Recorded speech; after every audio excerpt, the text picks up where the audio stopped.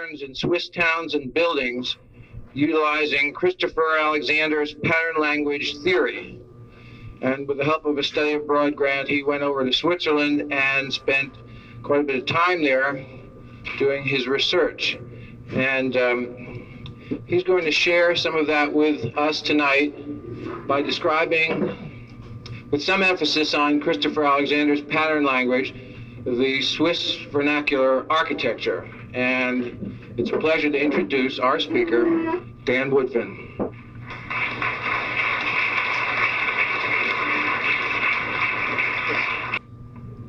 When we were standing outside, someone was talking about the weather and said I ought to make some comment about the Swiss weather. I said, well, I was there during the early part of the winter last year, and I thought, well, I'll make a comment about the Swiss weather, but not how bad the Swiss weather was, but rather how I coped with the Swiss weather. I had a Swiss rail pass, and every day I could watch the weather on the news to see what I was in store for the next day. If the weather was bad, I would get on the train and go south of the Alps, and I could always count on the weather being good there. So I never really had to put up with the bad Swiss weather. When the weather got good north of the Alps, I got on the train and went north. So that was unfortunately, we're in Muncie, and the solution's not so simple. It's not a 5-hour train ride to good weather. The other day when I was sitting and thinking, it occurred to me that there were a lot of people that had a major role to play in what you're about to see. In a few minutes, I'll share what I think are probably some fairly nice slides with you and give you some few comments about it. And it looks so simple, but actually there are a heck of a lot of people that had a lot to do with what happened. And I would like to spend just a couple of minutes giving credit where it actually is due. I couldn't have done most of what I did without a lot of help from a lot of people. Again, with Christopher Alexander, the person who provides a frame of reference for what I am going to talk about tonight. I'm not going to talk about pattern language, but everything that I have seen and experienced has come through that filter, and those of you who are familiar with his theories will realize that. The Swiss connection in my life is fairly old. Olivier Ferrari was my first mentor, a great educator in my life. He was Swiss, right off the boat, so to speak. He introduced me to the Swiss and the Swiss mentality, and I liked it very much. Introduced me also to Herbert Cromwell, who became a friend of Olivier, a friend of mine, who offered me a teaching appointment at the Polytechnic in Zurich and an opportunity to get to know the Swiss much better. Werner Haker who was a visiting professor here from Switzerland, played a major role in my life at that time and has remained a colleague and friend. The Swiss people, of course, have made it all possible. And Linda, my wife, we made the Swiss adventure together. The sabbatical year was made possible by quite a few major contributions by quite a few people. The BSU CAP departmental support for the sabbatical itself, the BSU Alumni Foundation, who provided a faculty travel abroad grant, BSU Faculty Research Grant Program, which provided substantial assistance, the BSU Creative Arts Grant, which helped finance the exhibition you see outside, G. West Worley, a private financier, my family, who gave tremendous encouragement and made tremendous sacrifices during the year. The research itself, substantial assistance from Werner Haker, former colleague and friend, provided a place, a home base for my study and research, a family home base, which made a big difference.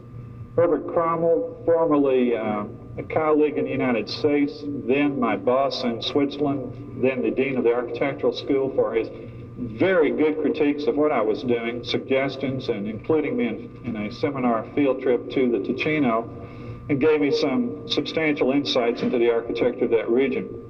Eddie Huber, a Viennese architect who made substantial contributions to my study in the southern part of Switzerland. Heinz Wolfensberger, a friend, a Swiss citizen, PhD in economics, but who knew where the good architecture in this country was. Roby Rene Biche, who'd taken over that job. Swiss Federal Railways, who always got me there on time, comfortable, and well fed. Hotels, restaurants, never a bad room, never a bad meal. Sometimes the rooms were cold. The villagers, the vendors, especially the people who are making the Grappa, tremendous liqueur in southern Switzerland. Sigge Curler, who is my German teacher, who opened the door a little bit into the mysteries of that, for me, difficult language.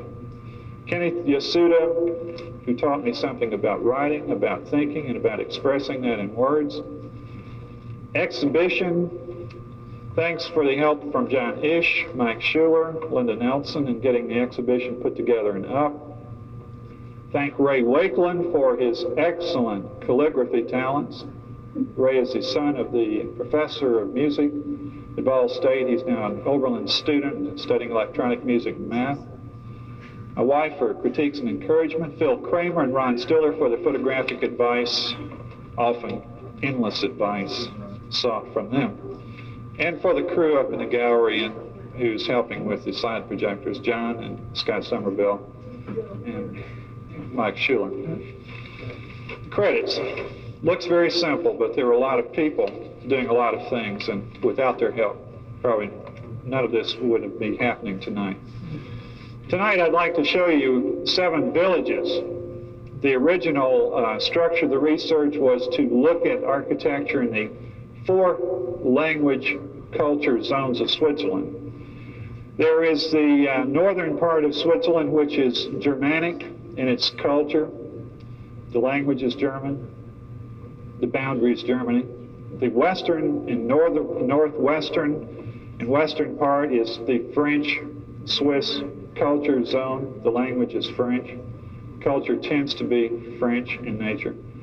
The southern, which is the Italian Swiss area, the language is Italian, the culture is Italian Swiss.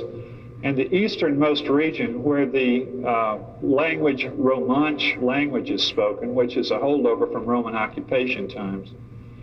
So I was looking at the architecture in those 4 different culture zones, and tonight I'll show you 7 villages from those 4 zones. Share with you some observations, some findings, and some surprises. The method of the research was basically inductive.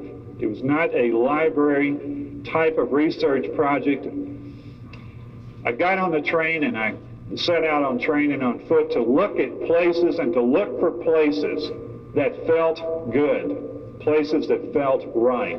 And I tried to find out what it was about those places that was good and what it was about some of those places that wasn't so good. And to try to find what some of the common denominators were for those places. So as a method, I spent the first half of my stay in Switzerland traveling and moving continuously from place to place. I'd find something, I would go back. Maybe see something different, I would go back, constantly moving and traveling. The camera was packed away the first half of the time that I was there. To resist the temptation to try to photograph things because I felt it was more important to understand things before getting the camera between me and the subject. Some of the more profound discoveries and experiences that I had while I was there were things that I was never looking for. Things that sometimes had to hit me in the face 2 and 3 times before I really realized what it was I was looking at. At this point, enough talk. I'd like to turn on the slide projectors and share with you some of these experiences.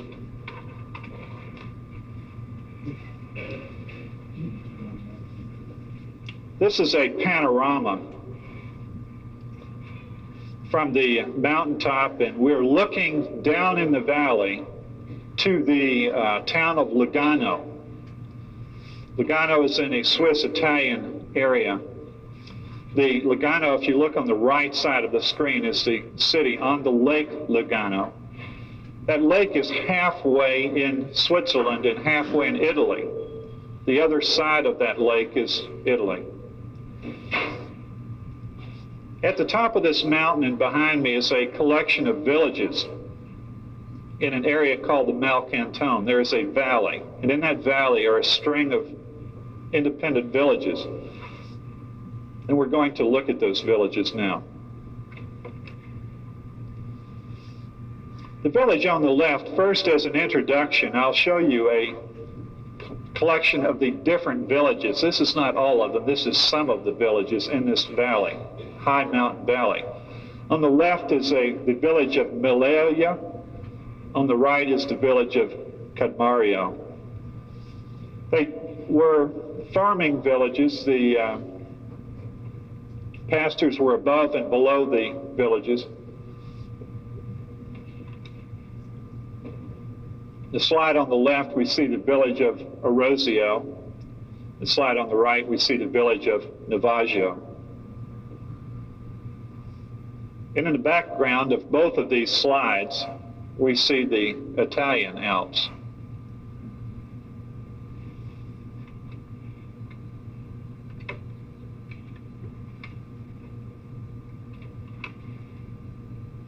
In the left slide, we see the village of Vezio.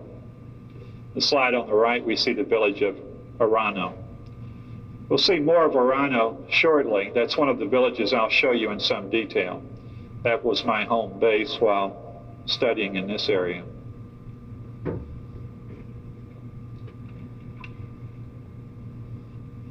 This is the village of Breno in that same valley, the very small area of southern Switzerland referred to as the Malcanton. On the left, we see a distant view of the town of Breno, and on the right, a closer view of the same village. Some of the characteristics that you can begin to make out about this village: the church has a prominent position in the village, at the top of the village. The town is very compact. Obviously, there's nothing about a scarcity of land that caused this type of compactness. When you enter the town of Breno, it's very easy to find the church. The slide on the left, the steps go up to the church. Looking at the slide on the right, the tower looks a little different than the rest of the church. The tower was built around the year 900, and the church has been continuously developing since that period of time. In fact, that is one of the characteristics of of Switzerland that so much fascinates me: the ability to see continuous development, evolution over an extremely long period of time, partly because of the conservative nature of the Swiss, and partly because the country has never really been ravaged by war. At the top of that hill, at the top of the stairs, we emerge, looking at the slide on the right, we emerge into a plaza or piazza, which is before the church, a major public gathering space which is defined by a wall which is the right height for sitting. The slide on the left, immediately adjacent to the church, on the other side of the churchyard, is a small Baroque chapel, again with a piazza, an outdoor gathering space, which in this case has been defined or created as a room by the sycamore trees, again with a dominant position overlooking the village.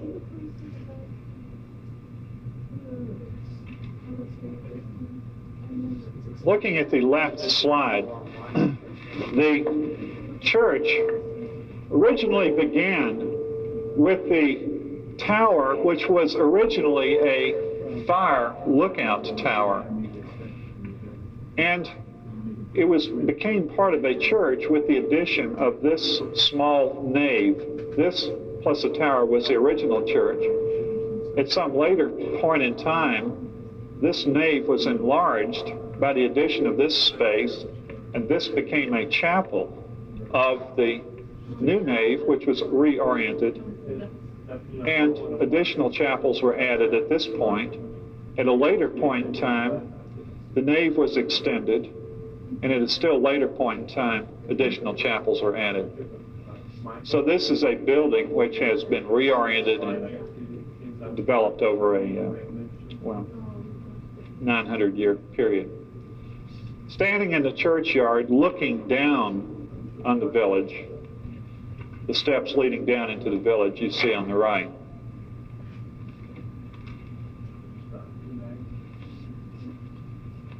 This village is fairly large in size compared to some of the others, and it was an absolute maze. Not amazing, but a maze. It was a place where people were constantly getting lost. I went first to this area with a group of students from the Swiss Federal Institute of Technology on a one-week field trip. And this is an area where people are constantly getting lost. The side on the left, the narrow streets, seem to be pointless, seem to be without any order. I came across a map of the town, and it made even less sense. Even less sense. And suddenly, one day, it dawned on me that there was, in fact, an order to this village. And the order consisted of a series of often small spaces such as this, which were connected by tiny, narrow, bending streets such as this. And that as soon as this space comes into your focus of attention as a piazza is an important place, then the village could be comprehended as a system of linked places. And the moment I realized that, I went back to my room where I was staying, and I could draw from memory a map of the town, which had up until that point completely defied any understanding. The other thing I found very important in this was the naming of these places. I found it, if I couldn't find the name of the piazza, if I simply gave it a name, that the naming of it also had an important impact on the understanding of the town. That may sound like a funny, thing to say, a funny theory, but if you try it, it actually works. This is another of the piazzas down the road from the first. And this piazza was the almost the largest in the village. The town hall was located here, the characteristic front bench, the assembly area in front of the town hall, the co-op, which is a little grocery store, which you see here. In other words, the most important community things happened on this piazza. I'd like to point out this painting above the co-op. You see the figure of the woman, the mother figure, outreaching arms and children, and this figure floating in the clouds in the sky. This is not an uncommon theme, I find, in this area of Switzerland, at least.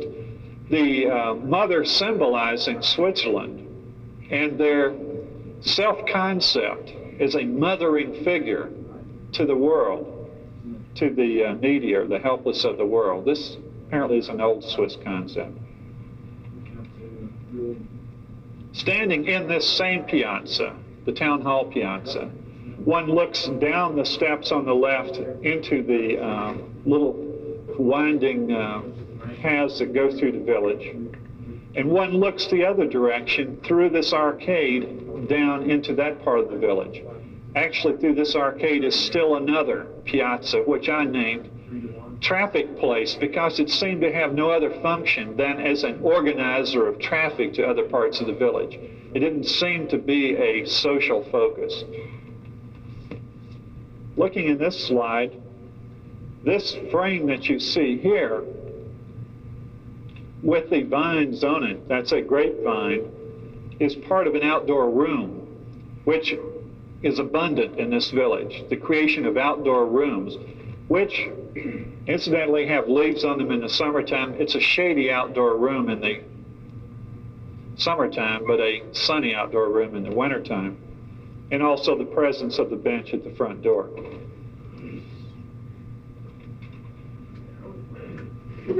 Now, we are standing in the piazza, which I named Traffic Place because it seemed to be its function. It was only a place to go somewhere else, and this is a path leading out of it to still another piazza, And typically in the piazzas that were focuses of social life for small clusters of houses, typically you would find a water source at that point. Traffic place, there was no water source. Another interesting phenomenon in these villages, and it's something I wasn't really aware of in the beginning because of the rather confusing nature of the villages, is that the buildings have a front and a back. And the front and the back are very different. As a matter of fact, this is the front and that is the back of the same building. Now, when you're wandering around through this village in this labyrinth of streets, my original impression was that there were two different kinds of buildings. There were these kinds of buildings that people had little restaurants in and their houses in, and there were these kinds of buildings facing onto gardens and outdoor farm work areas. And I thought there were really two different buildings, but actually they weren't. They were the front and the back of the same building. This workspace, which is an open-air workspace, such as the open-air workspace here, which incidentally faces to the south, is typical in the villages of this region. That space is a farm workplace. They dry things there, they smoke things there, they process agricultural products there. Slide on the right. This window and this window are different from this window because these aren't windows at all. They're only painted to look like windows. Shadows the whole thing. That is actually a door. You sometimes have to look carefully. Now you might ask, in fact, this was part of what, in my system of understanding this village was called Piazza Colorful because of the wild, absolutely wild colors that appeared in this piazza. You might ask yourself, what are a bunch of farmers doing painting their houses like this? It's not the sort of thing you would expect a farmer to do to his house. The adjacent village, which is a 30-minute walk away, the village of Arano, the workers from that village, I was told, during the height of the Baroque period, had somehow become skilled as plaster workers, as stucco workers, and as painters. And during the part of the year when they were not needed on the farm, they were employed as a village team working on the palaces and churches of Baroque Europe. And while they were back home farming, and in their spare time, they were doing this to their villages. I think it would be an incredible project to do because I don't think anyone has ever done it. From this slide, you might imagine that these villages had a lot of this kind of thing, and it really isn't so. You have to look hard to find it. But it would be absolutely incredible to restore one of these farming villages back to this Baroque extravagance. I think it would be an unbelievable environment, and I only wonder why someone hasn't done it. This is another of the piazzas in this village of Breno. This one was, the most notable feature of this piazza was this house and the paintings above the doors and windows of this house. These are real doors and windows.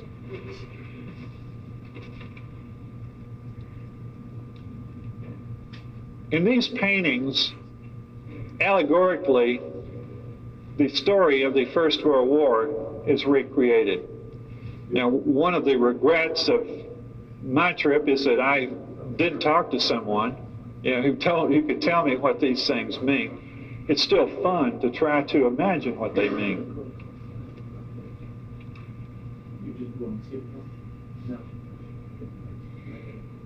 Actually, there are altogether about a dozen of these that go into post-war period as well. And again, the Swiss mother figure, the children.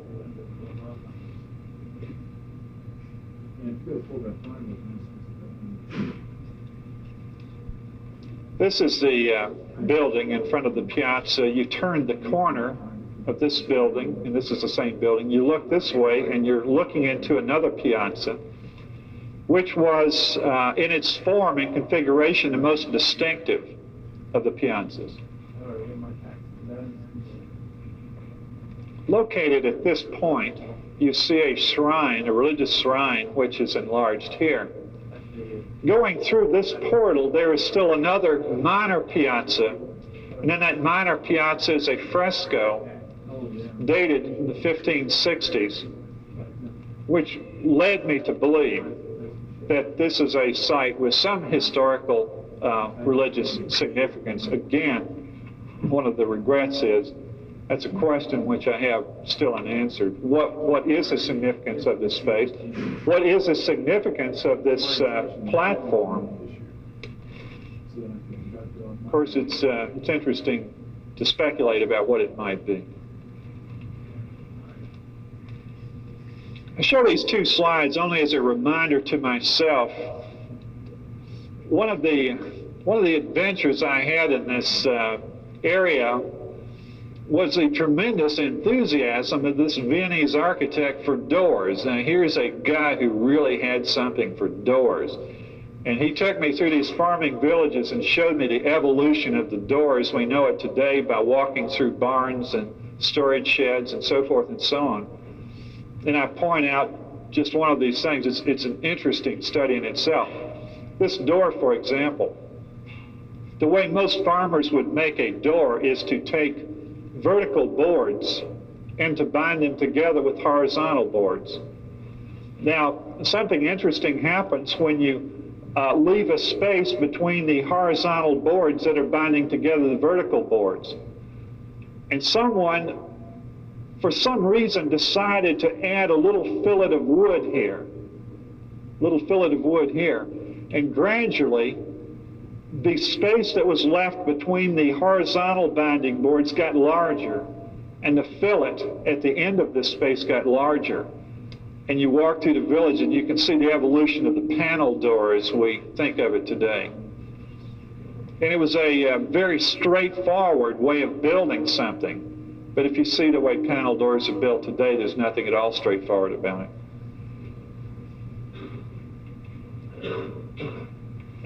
This is simply another spot in the same village.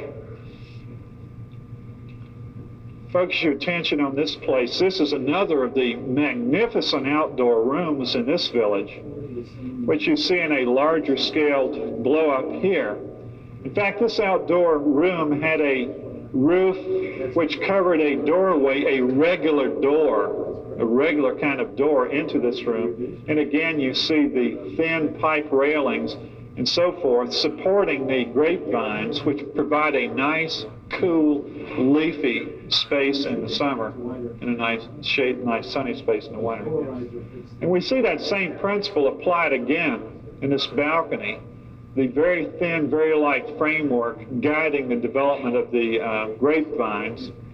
Again, a nice shady balcony in the summer, but sunny balcony in the winter. We are now in the two approaches to the village of Arano, which is a 30-minute walk from the village of Breno. So we're 30 minutes away by foot. I show these two slides because they illustrate a puzzle that was always in my mind from the first time I was in this village. Number one, the church is at the bottom of the village, which doesn't really make sense because the church is very important. And second, when you enter the village at this point, as soon as you turn the corner, you lose sight of the church. After you lose sight of the church and you go into the village and you say, I want to find the church, good luck. It's almost impossible to find the church from that point onward. You do a lot of stumbling, a lot of wrong turns before you ever find the church again. That's the entrance from the east. Entrance from the west. This is the last glimpse that you have of the church. The last glimpse. Now, it's obvious that whoever planned this road wasn't really thinking about the church, because after you turn this corner and you want to find the church, good luck. That made no sense to me. It didn't seem to fit with the way the rest of the villages were organized. At some point, it dawned on me that maybe the system for orienting to this village must be wrong, that there must be a different way of orienting oneself to the village, and indeed there was. At the bottom of the village, there's a little chapel, and at that chapel, there is a road or a path which goes up the hill, another which goes into another part of the village, and another which goes here. And I stood there and I said, suppose this happens to be the original entrance to the village. One wouldn't really guess that because of the way that subsequent developments have occurred here. But I said, suppose this were the entrance. Which of these roads would be the principal road? You say, well, this is going straight up the hill into a little blind corner. I doubt if that's the principal road. This one goes up just into a farmyard type of area up here. This one seemed to be the principal road from this point.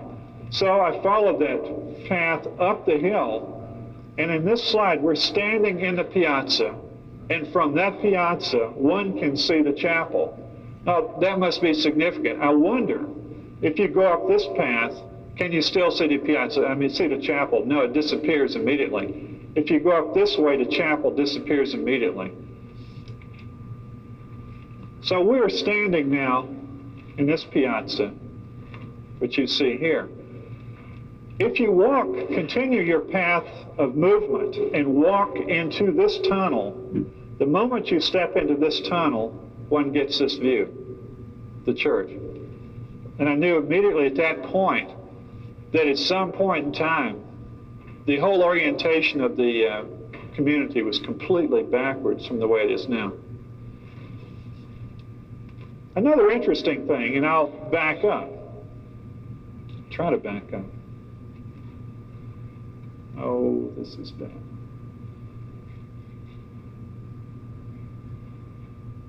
Okay. The other interesting thing is that as you go around this bend in the road, at the entrance to the village, so to speak, there is a chapel.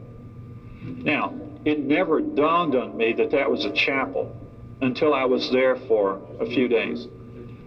For one thing, the thing was completely in disuse. It was, the only thing of significance that it housed was a soggy cardboard box. Never occurred to me that was a chapel.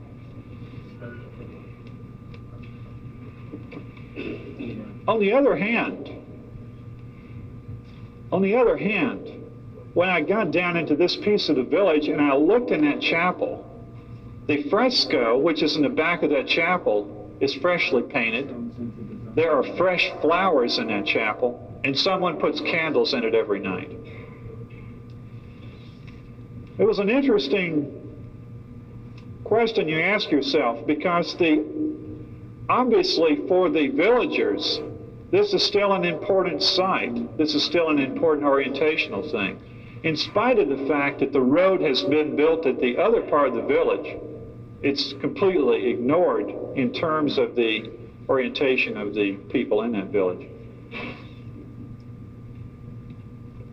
There's another rather serious planning mistake in this same village, and that is the town hall was relocated from its original position in the original core of the original village to a position up the hill in the old abandoned schoolhouse, out of the heart of the village.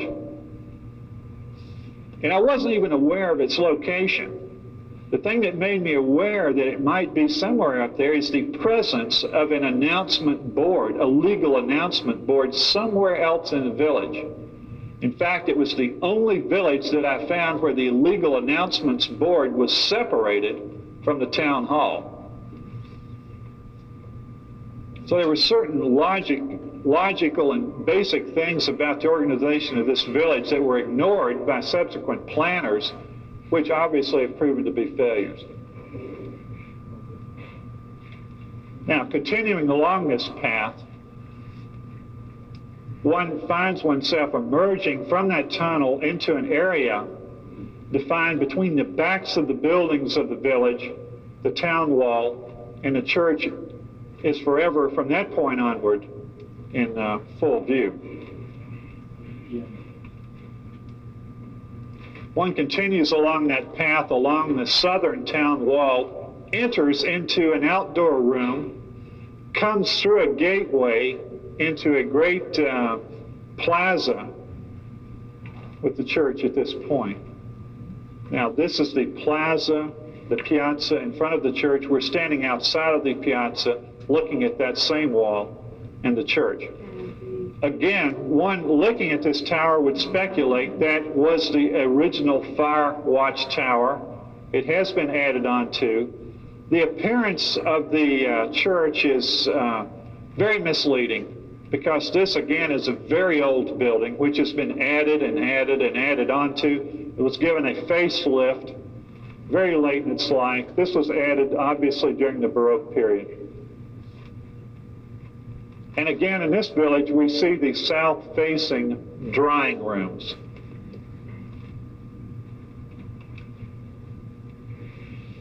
We're now in what obviously was the center of the original village, still is the center of the original same village. One looks for clues that tell you that this is so. This obviously was the washing basin for the women to wash clothes in that village. You see the sloping sides of this stone container. And sitting next to, which is just here, and sitting next to it is the still operating water fountain for the village, water source. Over here we find this ornate piece of plasterwork that says Tribunal Federale, a federal court, was located here. And this is the only piazza in the village which has such a confluence of roads. There are 5 roads that come into this village. One looks at this house and really must speculate about its original function in the village. On the back wall of this beautiful, beautiful, elegant porch space is a beautiful fresco, and one could only speculate that this must have been the house of a very important person, if not the mayor of that town. One also sees the top story, the infill work of what formerly was the agricultural drying room on the top of this house, and one is reminded that these were farmers' houses, all of them. Each house was a farmhouse. Looking at the base of this building, one also sees the living rock on which many of these villages were built. This is the same house on the major piazza, the drying rooms. And you can see here the traces of the repair of the plaster, that these were originally much larger openings at the top, which were later infilled for domestic uses here. And again, the drying rooms.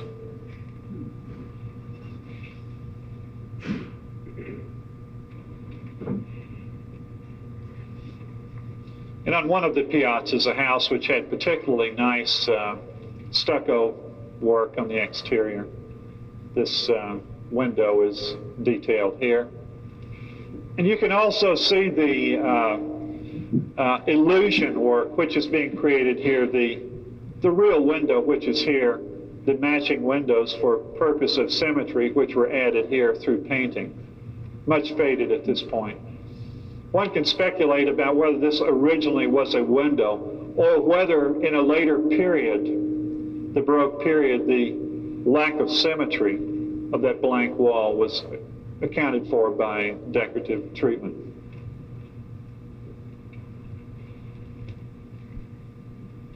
In fact, when one looked very, very closely at every building in this village, you realized that every building face that was onto a public space was painted.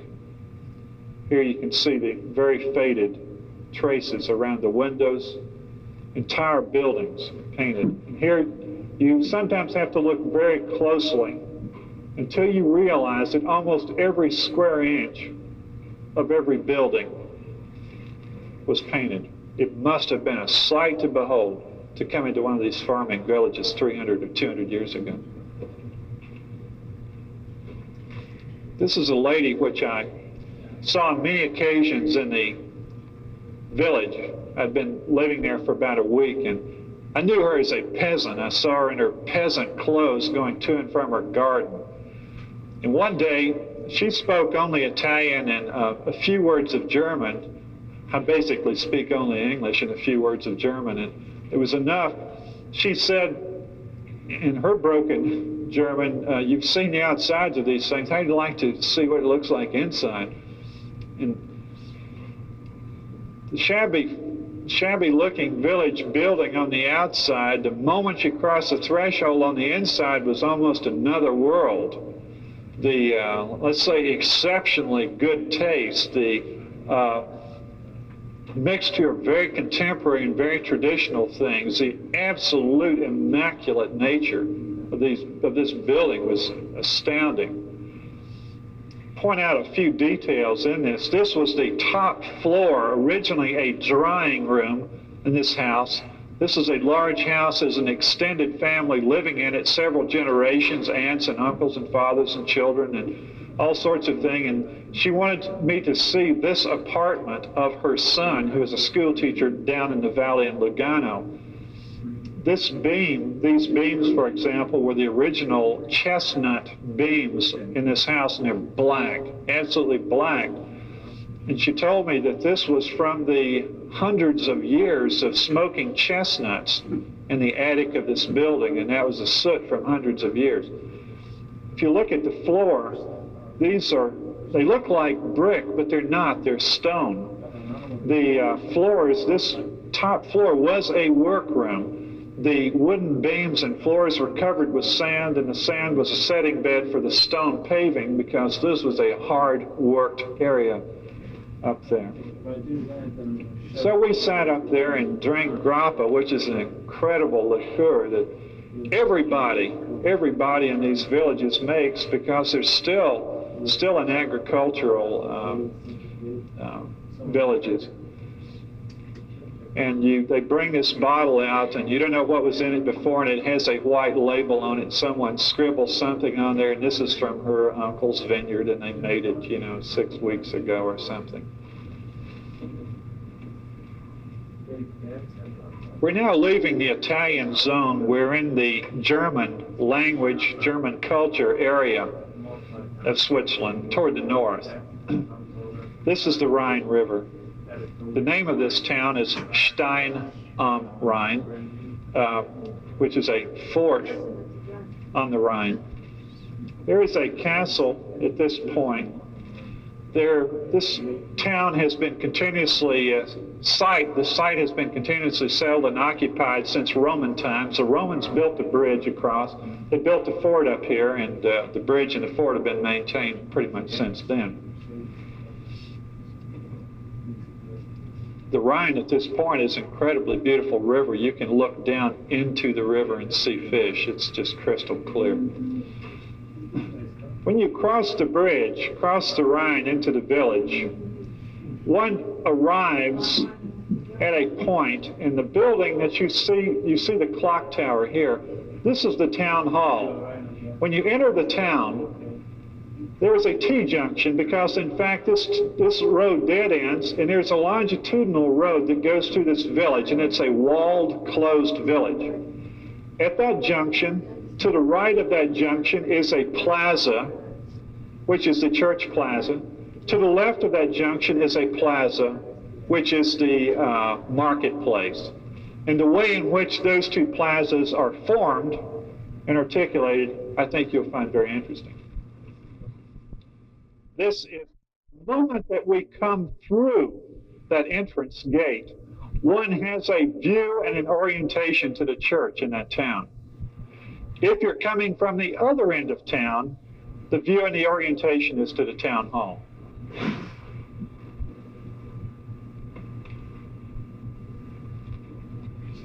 Now, crossing the bridge from the Rhine, When you come in, you see to the right a plaza in front of this church, which has a large monastery connected to it. On the slide on the left, we're standing on the front porch of this church looking out to get some sense of what the plaza is like as it relates to the church. So standing on the front steps, this is the plaza that one sees in front of the church. Now, what is not apparent when one is standing in the church plaza is that this is the town hall. This is the back of the town hall. In fact, one scarcely sees the clock. One scarcely sees the bell tower that are symbols of the town hall. One has an overwhelming sense that this is the church plaza.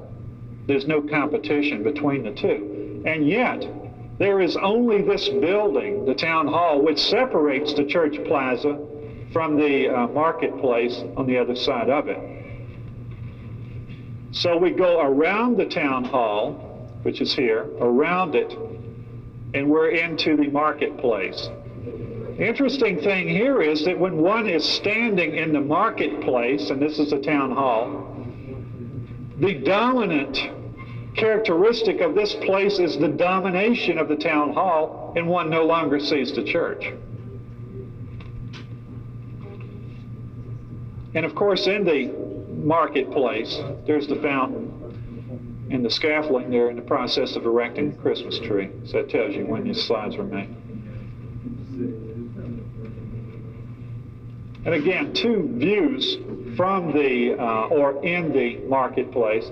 This is the town hall here, and we're looking at again, the fountain and the burger houses, the merchant houses along the street. The buildings in this town are particularly noted for the wall paintings. Quite intricate, quite nicely executed. The history of the family and the deeds and exploits of the family are told in these picture stories. I might add that all the photographs in this town were made in the rain. And partly accounts for the lighting condition. I stayed south of the Alps, kept hoping that weather would improve, and time was running out, and I said, rain or no rain, I'm going to photograph that town. So I just went back and did it. This slide was taken from the front steps of the town hall. And I show you this to make a point, and I wish I had a photograph of a map because the point could be better made. And that is, if you're looking at a map of the town, one really wonders where the market plaza starts and stops and where the road begins and ends. But it suddenly dawned on me that when you're standing in the marketplace, this is all made very clear to you. Because of the bend in the road, this space which looks on a map to be a continuous space is not continuous at all. It has a very definite stopping point. In fact, there is sort of an exclamation point at that location where the plaza, the marketplace stops, and that's the second fountain. The second fountain says the end of the marketplace.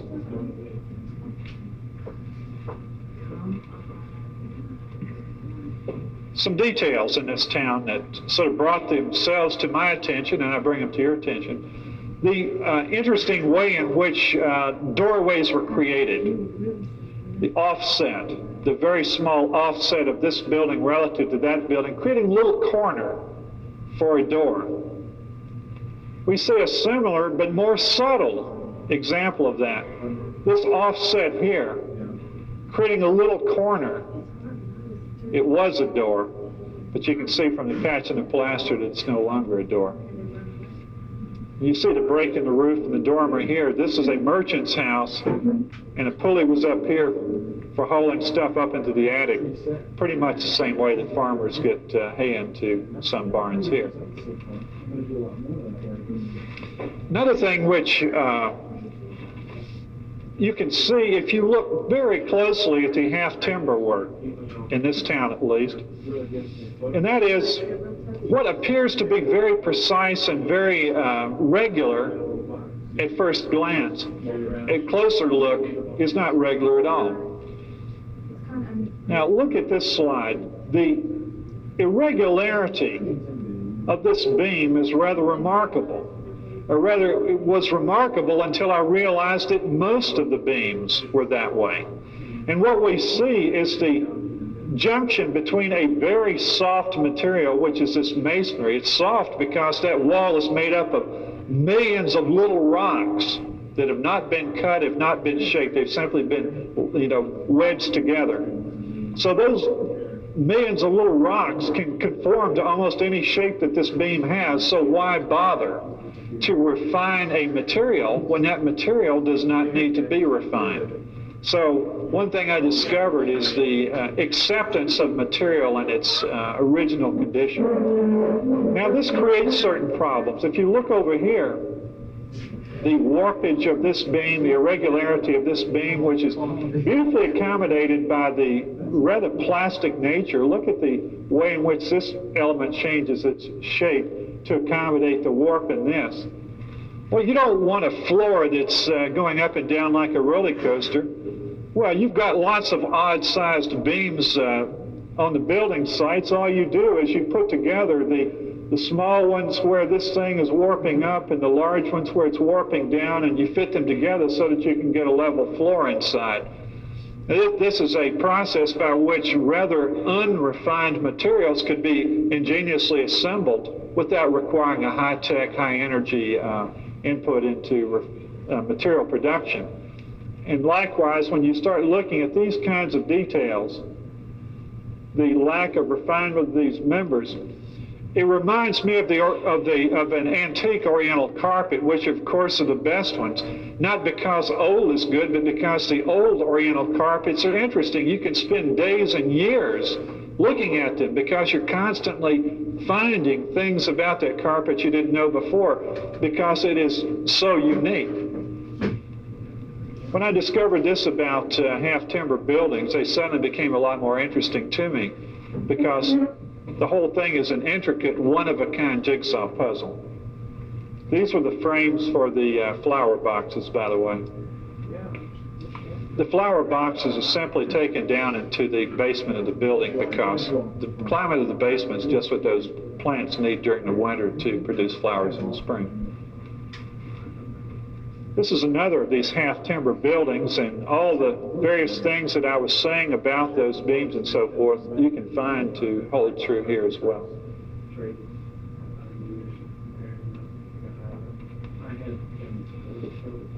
And here we see a building being reconstructed, and from this photograph, I think you can almost instantly understand how one of these buildings is constructed. And when I speak of the rather fluid, malleable nature of that masonry system, you can understand the fluidity of masonry when you see it constructed in this way. It's not like big 8 by 8 by 16-inch blocks, and if one of them gets out of line with the next one, it looks just terrible.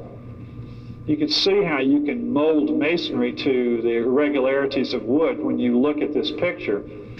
And the finish that's applied to that material, you can see here, they're going to have to reapply that material pretty soon here.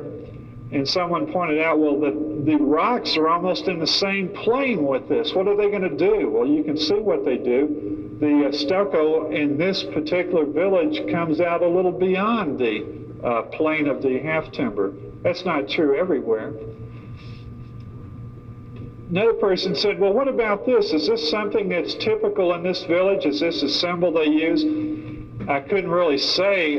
In fact, if you go into any village, a nice or fun game you can play with yourself is to see how many designs you can copy off of shutters in any particular village.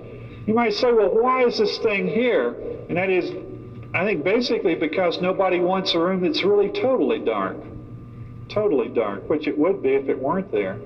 The other thing that, you can thank Eddie Huber for this part of the comments and about doors. Doors go on to shutters, and you see the very simple way in which this shutter is created. There are two boards, and those two boards are held together by the metal straps, which are the hinge.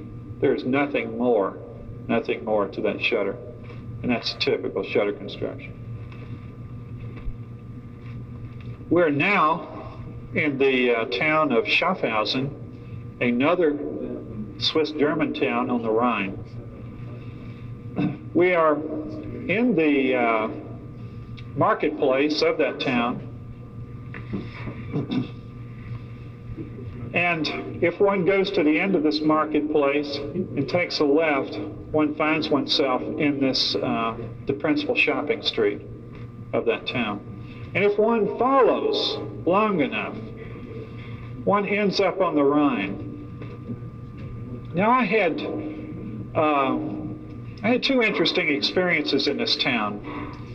The first one was that I got there and the snow was falling. Someone said, talk about the bad weather. They must have really had some bad weather in Switzerland. I had got off the train and the weather was terrible. The snow was coming down. It'd be okay if it were just snow, but there was some half rain and half snow, and there was this mush and slush on the ground. And I wandered down and I came into the marketplace, which didn't look at all like this, by the way. The entire space was filled with little 7x7 or 8x8 foot stalls with brown canvas over it.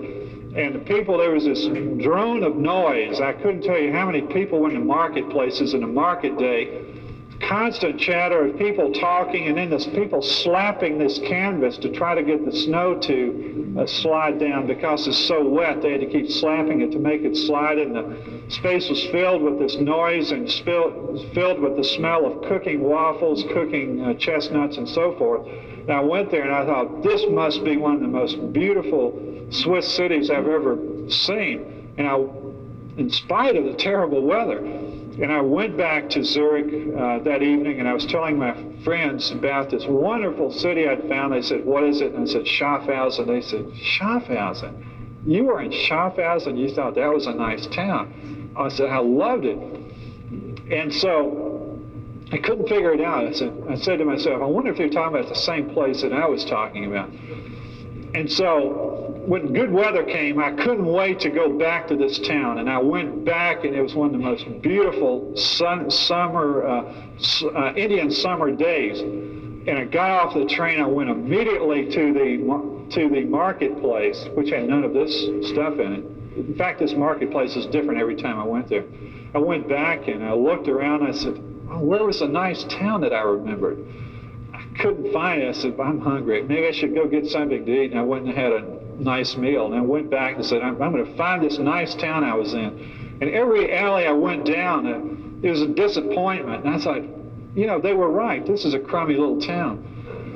So I got my train schedule out, and I said, oh no, there's not a train out of this town for 2 hours. I'm stuck in a crummy little town. And it's such a beautiful day. So I said, what am I going to do? And I said, well, there's some nice shop windows. I'll look in the shop windows. And that was the day that this picture was taken. So I was looking in the shop windows. I was only vaguely aware that there were a lot of other people doing that. And I was vaguely aware that there was a kind of a slow sense of movement, very, very slow, almost imperceptible movement. And I went down here, and I was almost inclined to turn around and go back and sit in a restaurant and have something to drink. And suddenly I became aware that there was a movement, that there was actually a movement, that these people weren't just sort of walking around, they were actually moving in this direction. I said, well, I'll walk down there just a little bit more before I turn back to see what it is that these people are doing. Because at a certain point, I wasn't really sure, but it seemed like something was going on. And suddenly this little narrow dark street burst out onto the Rhine into a big sunny plaza. The place was filled with people, and the people were walking. And I finally realized that this was a classic promenade. The people did what I did. They got off the train, they went to the marketplace, they walked down the main shopping street, they looked in the windows, they daydreamed to talk to each other about what they were seeing in the windows. They finally came out of this dark streets into the sunny north bank of the Rhine River, and crowds of people, all kinds of people were walking along the banks of the Rhine, feeding birds, kids riding trikes and bikes, and you name it, The birds are always performing all kinds of aerial acrobatics for you, all kinds of beautiful birds, swans, ducks diving into the river, and so forth. And finally, this thing emerges out of the city where it's a big, hard concrete walk with big steel railings on it, and it emerges into this beautiful, soft bank of the Rhine where in good weather there are boats tied up along here, into a gravel path, and you're entering into an arcade of trees and places to sit, and they're beginning to put those away for the winter, as you can see here. All kinds of people going and coming. And this thing goes on, and it becomes softer, it becomes more park-like, it becomes more natural, and you could walk for hours. I missed the train I planned to catch, by the way. The next train out of town, I missed that, and I probably missed the one after that. And I finally retraced my path up through this town to that marketplace, and standing in the middle of the marketplace was a single vendor with a charcoal brazier roasting chestnuts, and a crowd of people standing around him, warming their hands on the chestnuts that they're shelling and eating, and talking to each other, waiting for their train to go back to wherever they came from. So in this town, I discovered something that, and I really know it now, that something I was intellectually aware of before I went there, and that is what's happening in a place is by far the most important thing that's going to affect you when you're in that place.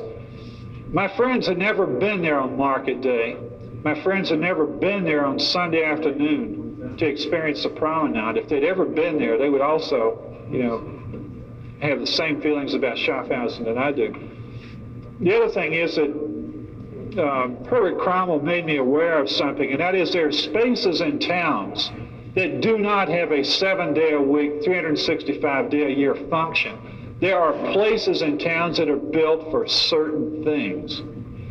Those things don't happen every day, they don't happen all the time, but the people who built those towns recognize the importance of a Sunday promenade. They recognize the importance of a market. So if you catch those things and they're off time, well, it's just too bad. We are now in the French-speaking, French culture area of Switzerland. This is a town of, this is not a town, but this is above the town of Santerzana. You're looking at a cave, and I'm standing inside of a second cave on the south, with a south aspect in a mountain face that's almost like this. In the 6th century, the Irish hermit, who later was made a saint, Verzana, lived and studied in these two caves, which are connected by this little terrace. This has been a religious, minor pilgrimage site since the 7th century. Important enough that at the foot of the mountain, there was founded a church and a monastery in relationship to this religious site. One goes up this mountain through steps cut into it. And by the time one gets up here in this rock, one has had a lot of time to think about where you're going. The other thing is that at each turn in this path, there's a small chapel. It's a good excuse to rest.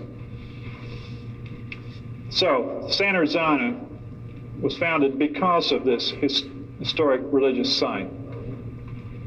This is the village of Santerzana. But you see here, the mountain is back here. This is the Dobbs River. It's a walled town. It has an entrance from the, let's see if I can find it, an entrance from the east, a road that goes all the way through, an entrance from the west, and just as in Stein am Rhein, a road from the south. So it's another T town, a long road and a T. And just as in Stein am Rhein, At the location of the principal road and the T is located everything that's important in that town. This is the west entrance to the town, the fortified entrance. It was reconstructed, this tower was reconstructed in 1664. The bear tells you that this was under the protection of Bern, the church just inside at this end of town. This is the east entrance at the opposite end of the longitudinal street through town. You go in to the village here. Very small town. This is the third entrance to the town, the entrance across the Dobbs River.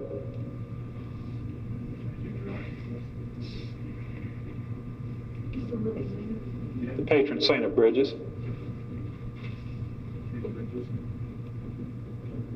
Now, the next slide that you will see is a slide of the view when you go inside of this entrance room to the town. You're standing inside of that room. Your first view into the town, you see the town hall and the church and the town plaza.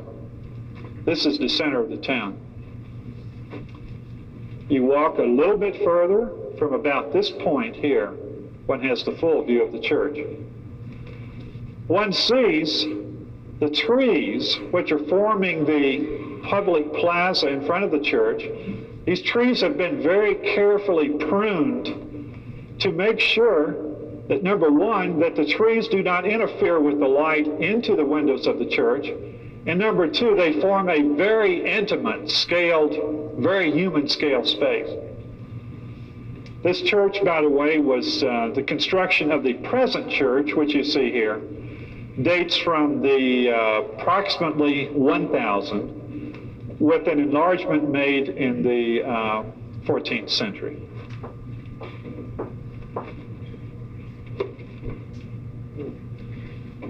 We have come this way. Town hall is here. The town fountain is here. Church is here. The plaza, public plaza is here. Fountain. Something you can see in the Hotel de Ville, which is the town hall. This is the only building in town where the ground floor is completely open. In fact, the ground floor is a place where you cut through going somewhere else. On the inside of this ground floor is the Legal and Public Announcements Board, what you see here. If someone is cutting through to go somewhere else, one can quickly walk over and check the public announcements. And again, the front bench for people sitting and waiting for things. Beautiful piece of Romanesque archwork.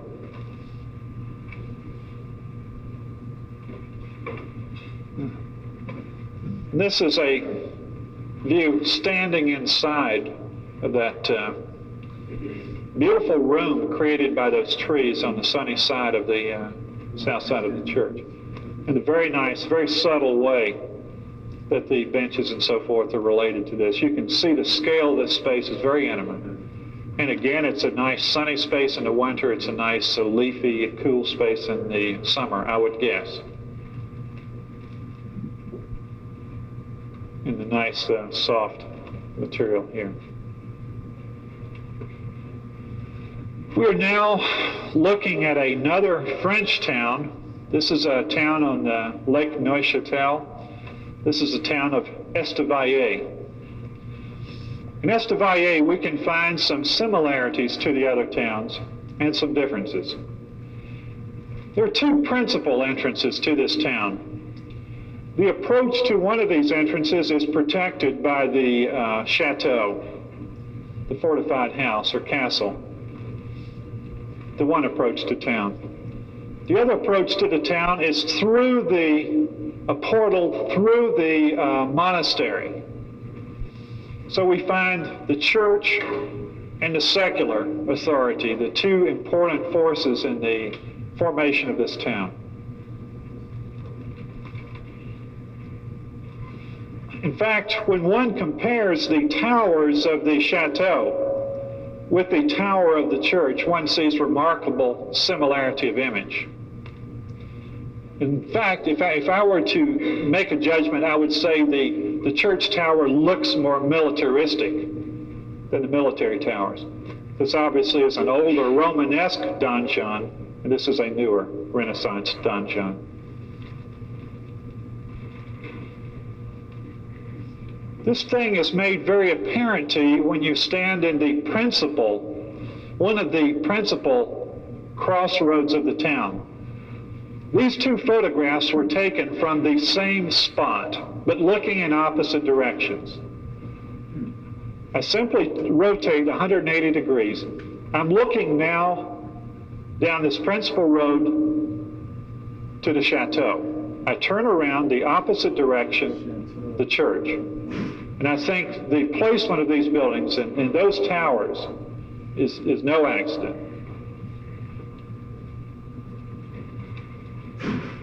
However, in this town, one is constantly, other than that view of the tower, one is constantly, through openings and so forth, aware of the church tower, but only in that one position does one find the donjon of the chateau. In fact, the church seems to be the center. The chateau can easily be lost. Along this principal road, one finds on the left the church and the public outdoor space formed by the trees. And on the other side, this is obviously the principal shopping street of the town. And we see here the presence of arcades. This is the entrance to an arcade, this same arcade which you see here. The arcades in this town are particularly beautiful. At the junction of the major crossroads, this is the same street, the same arcade, we find this beautifully developed public shelter area, waiting area, at what is definitely the most important corner in town. One could sense that by looking at things. But I really knew it was true when the local high school they were having some kind of money-raising drive, and they set up their booths and so forth. It was at this corner, not anywhere else. This paving is particularly characteristic. When you see this, you know you're in Europe. And for those of you who don't know how this is done, these things are not really laid out. They're achieved when a mason sits on a little stool. It's kind of like a milking stool. The bottom of it's pointed and rotates from this stool and laying these blocks. At least that's the way I saw it being used. So they were laid out by the rotation of this man on the little stool and the reaching of his arm to place the stones. On the edge, this town had particularly beautiful outdoor spaces. On one edge of the town was this beautiful plaza with even a enclosed, sheltered room created off of it. This is a sheer cliff on this side, and one gets a beautiful view of Lake Neuchâtel here. In this direction, the donjons of the chateau. One was particularly attracted to this tree. These are full-grown trees, by the way, mature, large trees. This tree is an absolute incredible specimen of tree. One can only speculate what its age must be. And it's obviously it may even be the reason for the development of this space. It's possible. And this is, through this arcade, and is the schoolyard.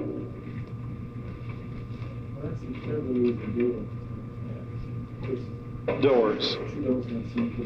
The Viennese architect had gotten to me about doors. This, I'm told from the inscription, probably was a stable at one time, which began to account for the reworking of the door.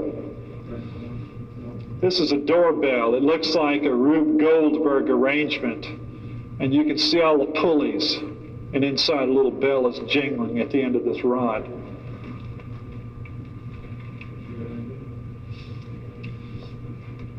We're now in the easternmost section of Switzerland, in the Romansh-speaking area. This area of Switzerland is surrounded on the north and east by Austria and on the south by Italy. It's the elevation of this village is 5,300 feet. The area has been fairly remote, fairly out of touch with the rest of the world. In fact, motor cars were not allowed to be driven in here until the 30s. A motor car brought into this area had to be towed by horses up until then. The village is a dairy farming village, very compact in nature, surrounded by the pastures. There are a number of interesting things about these houses. One thing we'll take a look at in particular is the decoration of the graffiti decoration of this building. The other thing that's particularly notable about these buildings is the deep set windows in it. In fact, these buildings are actually buildings inside of buildings. The building is constructed as a timber log house. And after the timber log house is settled and finished moving and creaking and settling, then they construct a stone shell around it. The climate here is extremely harsh. So it's a house within a house.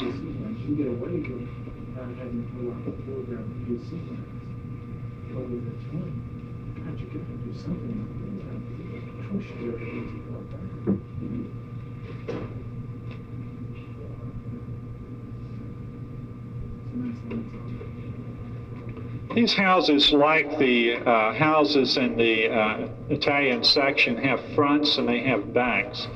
We see here the fronts of these buildings, which are heavily decorated with the graffiti process, and the backs of them are more plain, more farmyard-like in character.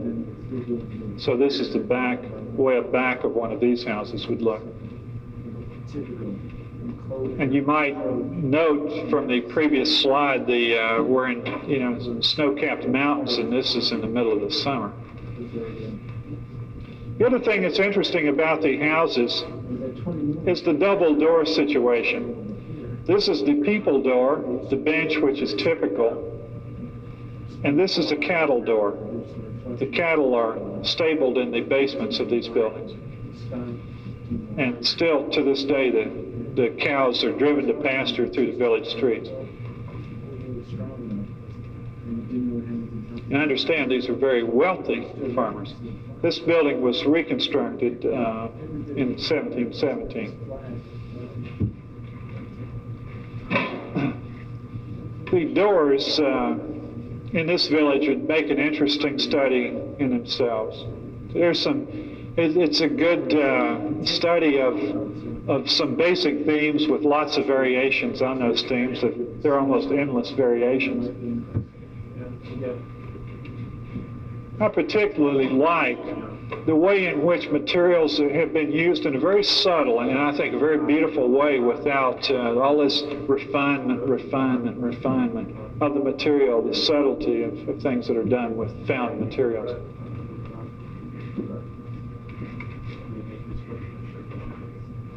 The graffiti process is one of laying a base coat of stucco, laying on top of it a lighter coat of stucco, and while it is wet, scratching the design into it, scraping off the upper layer, leaving the lower layer.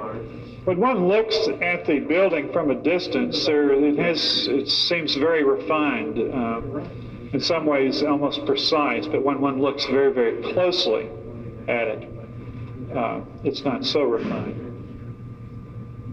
When one looks at the subtlety of these kinds of detailing, one begins to appreciate that. The other thing that one could do in this village is look at the street windows. There's something about these windows, and that is the life in this village generally, in most villages, happens in the street of the village. And if you want to get a good view of that life, one needs to stick one's head out the window.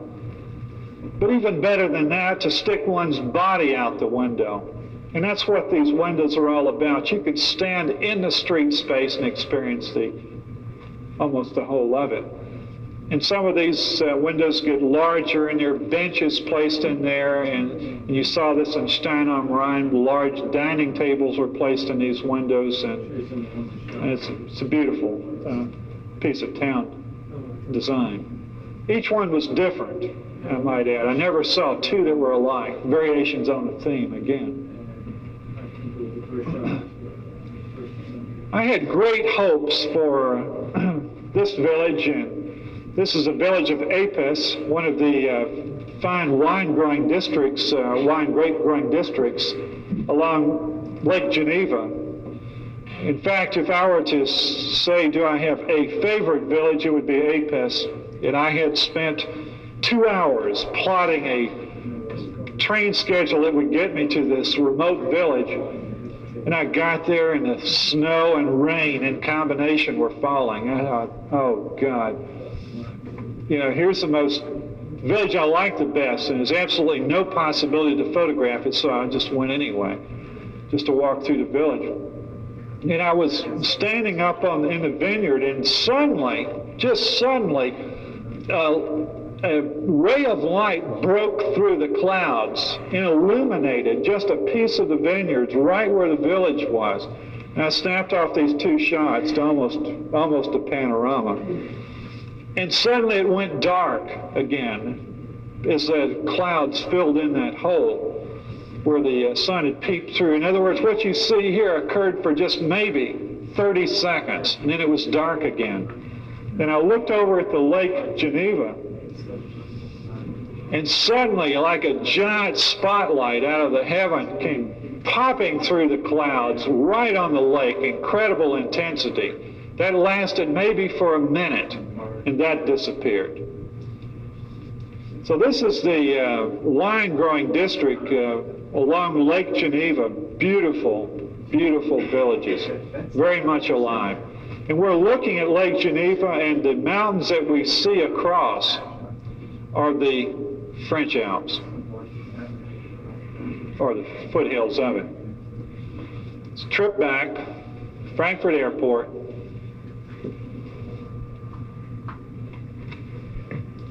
and the Atlantic at mid-crossing. Thank you very much.